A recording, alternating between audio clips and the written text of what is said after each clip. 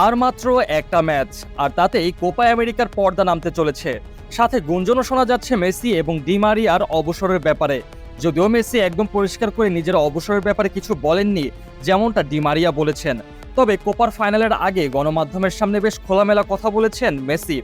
নিজের ক্যারিয়ারের সেরা সময় কোপার ফাইনালের পরিকল্পনা, ডি মারিয়ার অবসর নিয়ে কথা বলেছেন। চলুন সময় নষ্ট না করে শুনে আসি মেসি কি বলেছেন। আমি শান্ত আছি, সব সময়ের মতো দিন আসার অপেক্ষায় রয়েছি। আমরা যেসব কিছুর মধ্যে দিয়েছিলাম এবং যার মধ্যে দিয়ে গিয়েছি, তারপর আমি আগের চেয়ে এখন অনেক শান্ত, আরও অনেক বেশি উপভোগ করতে চাই। প্রতিটি মুহূর্ত পরিপূর্ণভাবে বাঁচতে চাই, কেবল সময়ের গতি বাড়ানোর জন্য নয়। শুধু মুহূর্তটি বেঁচে থাকুক এবং যখন ফাইনাল ম্যাচ আসে, ম্যাচটি কেমন হতে চলেছে তার উপর ফোকাস করুন। আমরা উরুগুয়ে ও কলম্বিয়ার ম্যাচ দেখেছি। আমরা জানতাম প্রতিপক্ষ যেই হোক না কেন এটি কঠিন হবে। কলম্বিয়া অনেকদিন হারেনি। এটি এমন একটি দল যেখানে খুব ভালো খেলোয়াড় রয়েছে, পাশাপাশি তীব্রতাও প্রচণ্ড। সামনে তাদের দ্রুত এবং গতিশীল খেলোয়াড় রয়েছে। ভালো একটা ফাইনাল হতে চলেছে। ফাইনাল সবসময় ভিন্ন ম্যাচ, কিন্তু আমরা ভালো করছি। আমরা শান্ত আছি, যেমনটা আমরা পুরো টুর্নামেন্ট জুড়ে ছিলাম।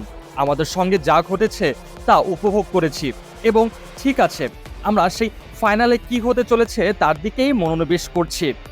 ডি মারিয়া আগেই পরিষ্কার করে বলে দিয়েছিল তার অবসরের ব্যাপারে।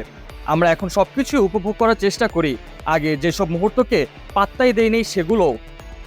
ডি মারিয়া আগের চেয়ে এখন বেশি আবেগপ্রবণ।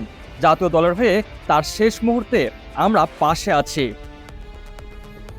আগামী সোমবার অর্থাৎ 15 জুলাই যুক্তরাষ্ট্রের হার্ড রক স্টেডিয়ামে কোপা আমেরিকার ফাইনাল ম্যাচে মাঠে নামবে আর্জেন্টিনা এবং কলম্বিয়া। বাংলাদেশ সময় ভোর 6টায় শুরু হবে ম্যাচটি। 2001 সালে সর্বশেষ কোপা আমেরিকার ফাইনালে উঠেছিল কলম্বিয়া। সেবার উরুগুয়েকে হারিয়ে শিরোপাও জিতেছিল দলটি। 23 বছর পর আবারও সেই মঞ্চে কলম্বিয়ারা। তবে সামনে কঠিন প্রতিপক্ষ আর্জেন্টিনা।